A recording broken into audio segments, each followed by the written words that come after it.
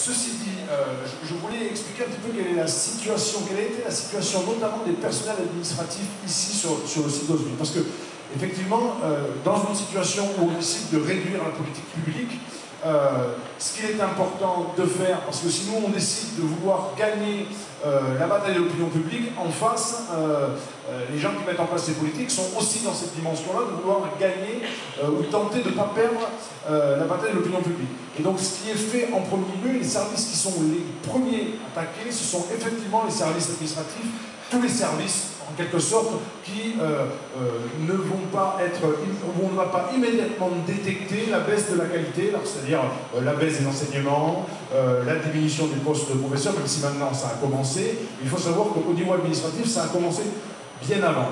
Et on se retrouve en exemple, pour citer l'exemple d'Ozeville, on a perdu en l'espace de 10 ans, on avait fait le calcul en début d'année, l'équivalent de 11 postes. Donc, il faut savoir qu'on perd 11 postes pour un travail qui continue d'augmenter, dont la complexité continue d'augmenter et pour lesquels on demande aux gens de voir des tâches de plus en plus complexes. Des tâches de plus en plus complexes liées, on le sait, à la mise en place alors, de tout un tas de systèmes informatiques avec de plus en plus d'enquêtes à nourrir, etc. Sans que les gens qui, en plus, qui étaient là depuis souvent très longtemps, ne reçoivent les formations adéquates qui leur permettent de s'emparer d'outils. Un outil, c'est bien, si on ne sait pas s'en servir, ça ne sert à rien. Donc là, on est vraiment dans cette situation-là. Pour pallier ces manques de postes, on fait appel, la plupart du temps, à des personnels précaires, souvent en recherche d'emploi, qui sont parfois sur des périodes de longue durée, qui sont parfois en insertion, qu'on arrive à former, mais qu'on forme sur du temps que les titulaires devraient normalement consacrer à la surcharge de travail qu'ils ont mis en place, qu'ils ont à faire. Avec comme échéance le fait que, en général, les périodes d'emploi aidé, CAE et autres qui ont été mis en place depuis plusieurs années ne sont valables que 6 mois. Donc une fois que la personne qui était déjà en recherche d'emploi se retrouve formée, et bien finalement on s'en débarrasse, perte de compétences, et de cette manière-là aussi, il y a une forme d'usure des personnels qui sont toujours chargés de former des gens qui vont disparaître tous les 6 mois. Donc un découragement, une baisse des personnels. Et ça, c'est pour revenir sur ce qui vient d'être dit, sur la réflexion qui est faite au niveau de l'État, on fait des économies. On ne fait pas d'économies. On ne fait pas d'économies de cette manière-là.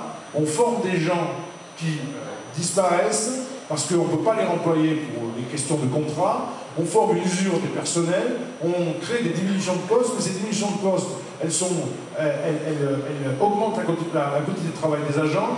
Elle implique qu'effectivement il y a un malaise de plus en plus important qui fait que finalement les gens qui partent en congé maladie, je rappelais tout à l'heure qu'on a 12 personnes en arrêt maladie sur le CFA sur hier, ce qui correspondait à peu près entre 15 et 20% des personnels. Donc toutes ces charges-là qui soi-disant pourraient amener des économies, elles sont reportées ailleurs, que ce soit sur l'assurance maladie ou autre. Donc on est bien dans une situation où c'est une situation idéologique de diminution des services publics qui n'ont absolument rien à voir avec une volonté d'économie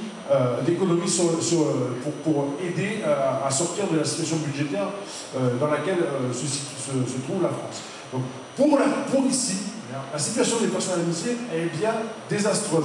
Il est complètement impossible de pouvoir imaginer traiter un travail qui n'a eu de cesse d'augmenter avec une diminution de postes au niveau des services administratifs de 11 personnes. Voilà. Et c'était vraiment pour se mettre en tête qu'il y a véritablement un lien entre la chose publique portée par nos représentants quand ce travail est fait avec conviction et ce qui se passe dans les centres au niveau local. Voilà, merci.